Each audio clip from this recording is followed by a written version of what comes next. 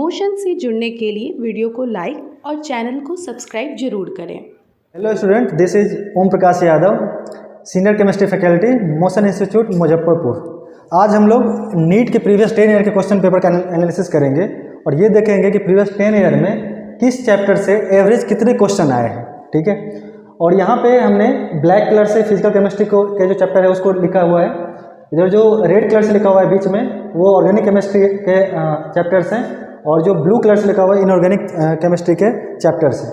अब देखते हैं उसके साथ साथ जो ब्रैकेट में लिखा हुआ है चैप्टर के नाम के साथ वो एवरेज क्वेश्चन है जो प्रीवियस 10 ईयर में आए हुए हैं। इसका मतलब है कि प्रीवियस 10 ईयर में मोल कंसेप्ट से कितने क्वेश्चन आ चुके हैं, 16 क्वेश्चन। तो पर ईयर कितने बैठेंगे, 1.6। तो यहाँ से देखें तो मोल कंसेप्ट में 1.6 क्वेश्चन आए हुए हैं, मतलब एवरेज 1 से 2 आएंगे। यदि मिनिमम आएंगे तो 1, नहीं तो मैक्सिमम क्वेश्चन आएंगे तो इससे 2 आते हैं। सिमिलरली एटॉमिक स्ट्रक्चर की बात करें तो उससे 2.4, मतलब अभी तक प्रीवियस 10 ईयर में कितने क्वेश्चन आ चुके हैं, 24 क्वेश्चन आ चुके हैं एटॉमिक स्ट्रक्चर से। तो ऐसे ही इस क्लासिफिकेशन देखें तो सबसे इंपॉर्टेंट चैप्टर जो बैठता है वो बैठता है इक्विलिब्रियम, जो कि 2 सेगमेंट में आता है ये चैप्टर। एक होता है केमिकल इक्विलिब्रियम, दूसरा क्या होता है आयनिक इक्विलिब्रियम। तो दोनों को मिला के जो क्वेश्चन पूछा गया प्रीवियस 10 ईयर्स में वो 35 क्वेश्चन है, इसीलिए एवरेज कितना बैठता है उसका 3.5। अब देखो इसमें जो यदि देखा जाए, एक चैप्टर है मोल कंसेप्ट, दूसरा है एटॉमिक स्ट्रक्चर, तीसरा देखिए थर्मोडायनामिक और ये इक्विलिब्रियम। ये जो सारे चैप्टर है जो ऊपर लिख रहे हैं, एक इधर है इलेक्ट्रोकेमिस्ट्री।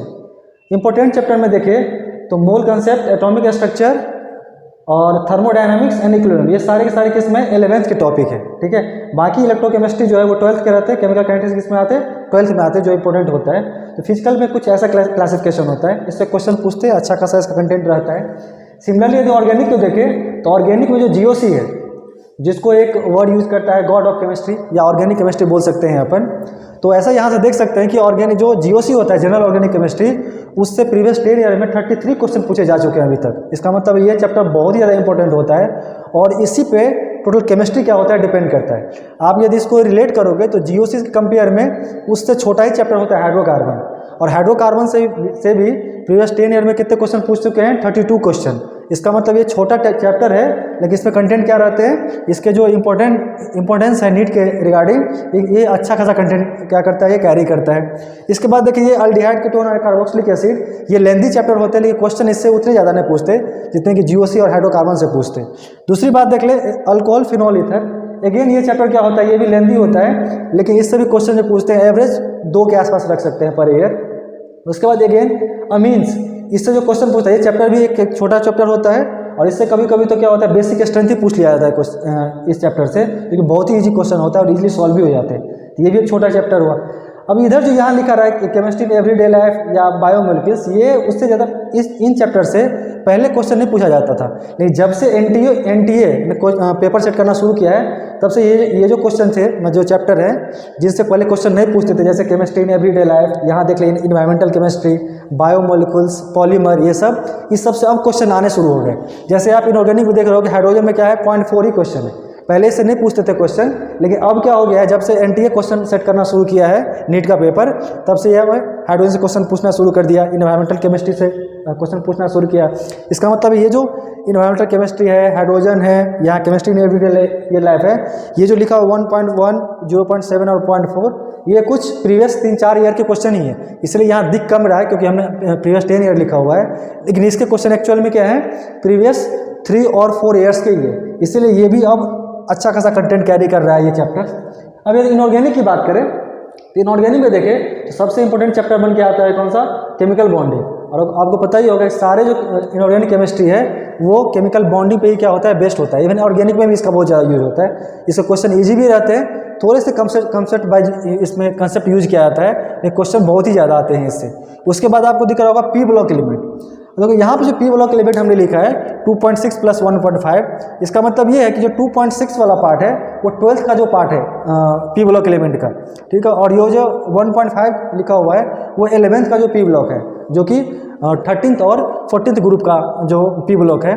तो उससे क्वेश्चन पूछा है, एवरेज है 1.5 क्वेश्चन पर ईयर, और जो बाकी जो पी ब्लॉक एलिमेंट है उससे क्वेश्चन है एवरेज 2.5 बोल सकते हैं अपन। इसमें देखिए कोऑर्डिनेशन कंपाउंड, ये जो और इनऑर्गेनिक केमिस्ट्री में समझने वाला चैप्टर होता है, इसमें सारे लॉजिकल कंसेप्ट यूज होते हैं, इससे भी अच्छा खासा क्वेश्चन कैरी करता है और बहुत ही अच्छा चैप्टर माना जाता है इसको। बाकी आप देख रहे होंगे ये इस चैप्टर में डी और एफ ब्लॉक बहुत ही छोटा चैप्टर होता है, ये डी और एफ ब्लॉक, उससे भी एवरेज क्वेश्चन कितना हो जाएगा, ये 2 क्वेश्चन आते हैं।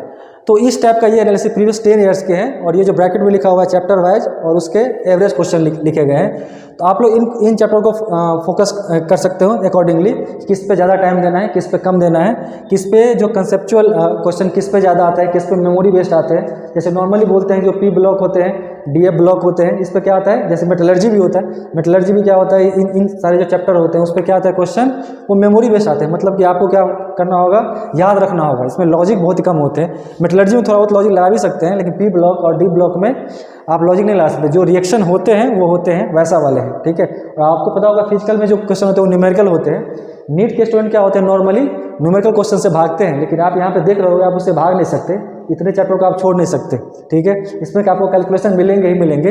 हाँ, ये आपको जरूर मिलेगा कि जो नीट का जो पेपर होगा उसमें जो कैलकुलेशन करवाएगा वो इजी वे में देगा, कैलकुलेशन उसको टिपिकल नहीं देगा, इजी वे में देगा, जो इजीली कैंसिल आउट हो जाए या इजीली क्या हो जाए, मल्टीप्लाई कर सकते हैं उस जो डाटा गिवन है उसको।